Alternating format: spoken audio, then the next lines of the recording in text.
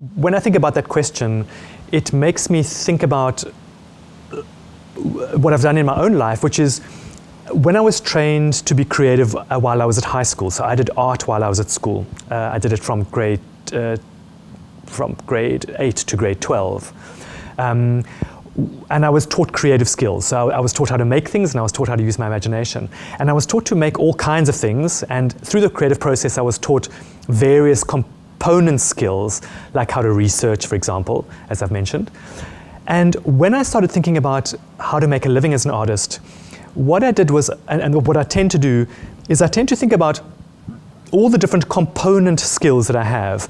And then I ask myself, where in the world might those skills be needed? So if I analyze my skills as a visual artist, one of the things that I can do is I can draw.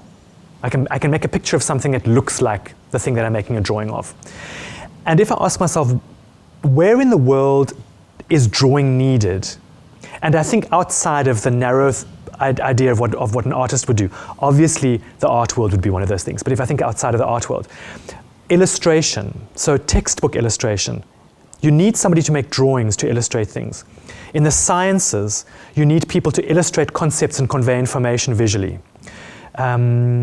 In graphic design, so if you're designing a poster for a political party, or you are working with the environment and you want to talk about what birds exist in a particular place and make a poster, you need to know about photography.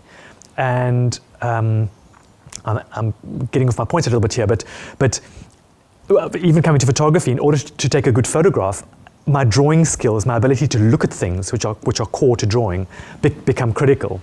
So one way of thinking about this question of how to make a living from the arts is, as you start to learn how to do various things, is to keep track of what the core skills are and the component skills are that you're learning.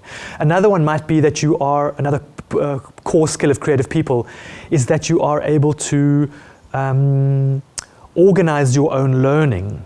So in the way that I teach, I don't give projects to my students. I help my students come up with their own projects.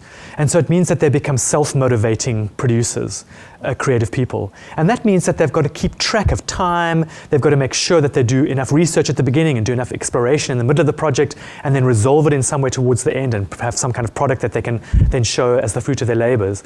Now that skill of being able to organize a project is project development. Project management. Not development, management is the word that I was looking for. If somebody is a project manager in any sphere, it could be in business, it could be in the church, who knows? A project needs to come into being. An architect needs something built. Anybody that's been through the creative process has had to go through that process of managing a project. And it's not a big step to then learn what are the particular requirements of that field that you now want to move into in terms of project management and design. So I've answered the question a little bit abstractly, but my advice would be to just keep track of what your component skills are, and then constantly look in the world into other disciplines to see, how can I use those component skills in completely new ways in other fields? So in terms of how you make your living as a creative person, when you're taught creative skills, often it's within one discipline. So if you're at school, for example, you might learn fine art, which is what I studied when I was at school, grade 8 to grade 12. Or it might be performance, who knows, whatever you're doing at school or when you're younger. I think one of the opportunities that exists for us as creative people is that we traditionally have thought that we need to stay within our field. So for example, if we've studied to be an artist, it means we've got to work in the visual arts. In my experience, that's absolutely not been true at all. In my own life, I've worked in many, many different fields.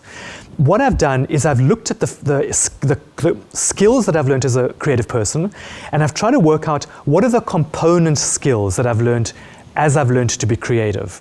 And I'll give you one example. One example might be that I learn, when you learn to draw, if you're a visual person, it enables you to look at things very carefully and in a very observant way, and also to represent them in a way that other people can then recognize. Now that process of making images that other people can understand, which is a kind of drawing-based exercise, is a skill that's required in so many different fields. So you could, for example, be an illustrator working for local government that needs to make posters on the environment. and show what birds typically inhabit a place indigenously. You could be working for a political party who needs to make a poster that promotes their party. You could be an illustrator for school textbooks. You could be someone who designs diagrams that makes ideas clearer in science classes at university. I mean, there probably isn't a field that you can't imagine there being an application for the usefulness of making ideas visual, and that's a drawing skill.